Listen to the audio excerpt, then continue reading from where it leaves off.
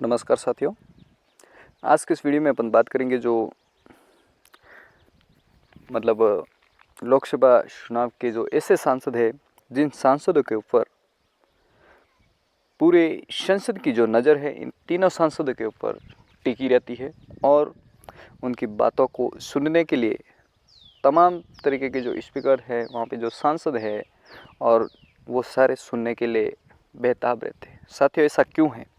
साथियों, यहाँ तक कि नहीं कि जो सांसद और एमएलए यही नहीं, तमाम सारी जनता भी इन्हें सुनना चाहती है। पूरी जनता की नज़र इन तीनों सांसद पे है और पूरे पार्लियामेंट की नज़र इन सांसदों पे है। साथियों, ऐसा क्यों है? साथियों, हम आपसे विशेष बात करते हैं कि सबसे पहले आप समझ सकते हैं कि भारत आदिवासी पार्टी से सांसद बनकर जो डूंगरपुर बांसवाड़ा लोकसभा सीट से सांसद बने श्री राजकुमार जिरोत, वो इस वक्त बहुत सुर्खियों में है, जो कि इनका जो राजनीतिक जो समय चक्र रहा है, जिसके अनुरूप देखते हुए आप समझ सकते हैं कि महेंद्रजीत सिंह मालविया को इसके अपोजिशन में खड़ा किया था इनके राजकुमार जिरोत के। तो इस वक्त उनके पास में जो वोटिंग का जो आंकड़ा है, कितने वोटों से वो जीते, तो साथ ही आप समझ सकते हैं 2,47,054 वोटों से इन्होंने विजय प्राप्त की है, जो कुल मिला के एक हाई लेवल का आंकड़ा अगर समझ सकते हैं आप। तो सबसे पहले तो इतने लोग इनकी बातों को और इनको क्यों पसंद करते हैं सबसे पहले, और वो पहले क्यों के साथ ये लोकसभा के अंदर से जाने से पहले ये 2 बार एमएलए रह चुके हैं, इसके साथ में अभी जो सांसद बन चुके, तो लोग इनको क्यों साथ है, इतना क्या विषय विशेष इनके पीछे इनके साथ क्या है, तो इसके विषय में तो आप समझ सकते साथ एक राजकुमार रोत भारत आदिवासी पार्टी से बिलोंग करने वाले एक भारत आदिवासी पार्टी के संस्थापक भी है, और इसी के साथ में तमाम आदिवासी क्षेत्र के एक युवा सेरा के नाम से और उनके जो आदिवासियों के एक वो जो भी माने जाते हैं, जो जिसको पिता कह सकते हैं, उनका जो उनका दुख सुन सकते हैं, आदिवासियों के हित के अधिकारों के बारे में बात कर सकते हैं। इस तरीके से भारत आदिवासी पार्टी के जो राजकुमार रोत हैं, इनको संसद में भेजा और पूरे संसद की जो नज़र है इनके ऊपर टिकी हुई है। साथियों, आप समझते हैं कि ये लंबा वीडियो बहुत हो जाएगा, लेकिन मैं इस वीडियो को जो फर्स्ट कैटेगरी के अंदर मैंने इन्हें 3 सांसदों को रखा है, जो वास्तविक सरकार को किस कटघरे में खड़े कर सकते हैं। ये सांसद इनका कोई वो ठिकाना नहीं है, जो कुल मिला के इस तरीके से सांसद हैं जो कि हमेशा लोगों के हित में बात करते हैं, जो सरकार क्या गलती कर रही है क्या नहीं कर रही है, और सिर्फ पेपरबाजी करती हैं या फिर धरातल पे भी कार्य करती है, इस तरीके से।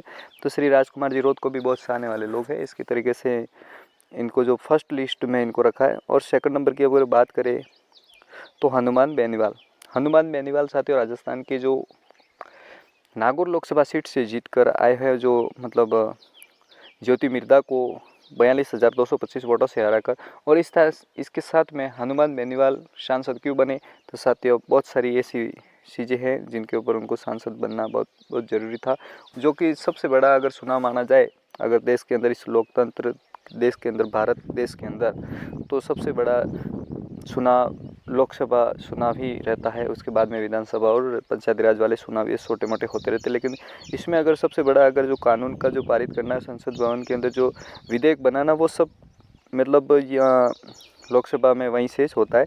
तो इस तरीके से हनुमान बेनीवाल भी अगर मान लो राजकुमार जिरोत के सपोर्ट में है पूरी तरीके से, तो कुल मिला के आप समझ सकते हैं कि जो फर्स्ट रैंक के अंदर जो 3 सांसद हैं, इनकी जो तीनों के ऊपर सरकार की नज़र इनके ऊपर रहती है और पूरे संसद की नज़र इनके ऊपर रहती है।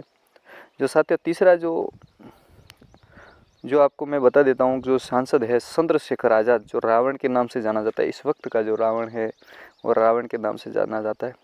आप समझ सकते हैं कि 1,51,677 वोटों से जो भारतीय जनता पार्टी के ओम कुमार को हराकर संसद में पहुँचे, विजय हासिल की इन्होंने। तो हम समझ सकते हैं कि जो आज़ाद समाज पार्टी से बिलोंग करते हैं, जो कि इनके जो काफ़ी चर्चा में रहे यूपी के अंदर, जो योगी राज के जो विधानसभा क्षेत्र, जो इनको लोकसभा क्षेत्र जिसको बोलते हैं यूपी वेस्ट सीट से नगीना जो सीट है, वहाँ से सुन के आते हैं, जो कि एक दलित पिछड़ा वर्ग, इनको SC अम्बेडकरवादी जो मतलब जो भारत के संविधान जो निर्माता है अम्बेडकर, भीमराव अम्बेडकर, उनकी कास्ट से संबंधित रखते हैं। और मतलब कुल मिला के उन्होंने बाबा साहब ने सबके लिए अपन का एक संविधान बना के छोड़ के जो इसके लिए अपन आप आज मतलब सही तरीके से अपना जीवन ये अपन कर रहे हैं। बाकी अगर अपन को अगर संविधान नहीं देते तो अपन कुछ नहीं कर सकते इस वक्त। तो कुल मिला के इन्होंने चंद्रशेखर आज़ाद है वो भारत आज़ाद समाज पार्टी से बिलोंग करते हैं। और ये जो राजकुमार जीरोत और हनुमान बेनीवाल और चंद्रशेखर आज़ाद ये अगर पिछड़े क्षेत्रों से बिलोंग करते हैं, जो कि पिछड़ी जो समुदाय जो होते हैं, पिछड़ी कम्युनिटी जो पिछड़ी जातियों से सांसद बन के आए हैं, तो इनके ऊपर जो सरकार के अंदर जो बड़े बड़े शहरे बैठे हुए हैं वो सब बड़े बड़े हाई लेवल की जो पार्टीज है बड़े शहरे हैं। और जो मतलब खानदानी परिवार से जो मतलब पैसा वाले पार्टी। लेकिन ये जो जो ऐसे मैंने जो 3 सांसद बताए ये बिल्कुल गरीब घर से बिलोंग करते हैं। और जनता को ये पसंद है ये सांसद, इसीलिए जनता ने उनको चुन के भेजा है। और वास्तविक तौर से जनता की जो मांगे हैं वो सरकार के पक्ष में रख सकते हैं। और वहाँ से जो सबसे बड़ा जो चुनाव होता है वो लोकसभा का चुनाव ही होता है। इसके चलते उनको पता है कि अगर जो भी मामला होता है तो वो लोकसभा में ही होता है। और सरकार को सरकार को किस कैटेगरी में खड़े कर सकते हैं इस वक्त सरकार भी नहीं सोच सकती है।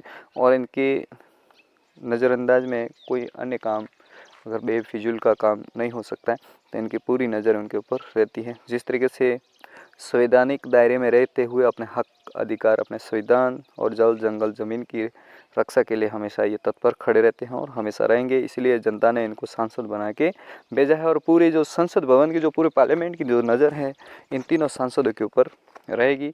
तो साथियों इस वीडियो में इतना ही और मिलते हैं नेक्स्ट वीडियो में।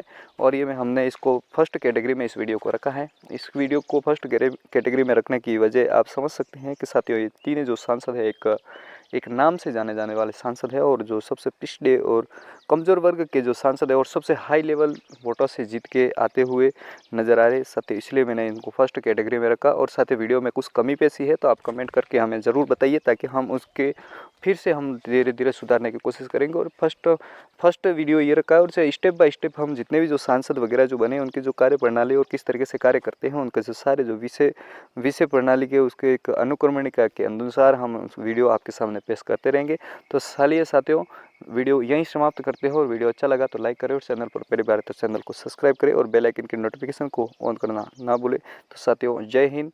और इसी के साथ मैं बात करूंगा कि साथियों जो राजस्थान के अंदर जो DLED करने वाले जो फर्स्ट ईयर के जो छात्र हैं अपने स्कूल का चॉइस करने के लिए जो इंटर्नशिप का जो पोर्टल है वो साला दर्पण पे अपना जो 15 तारीख तक अपना इंटर्नशिप का फॉर्म भर देना सही है। उससे पहले भरे तो बढ़िया है, अगर नहीं तो आप अपना इंटर्नशिप से वंचित रह सकते हैं। तो खास विशेष यही न्यूज़ थी साथियों। जय हिंद जय जोहार।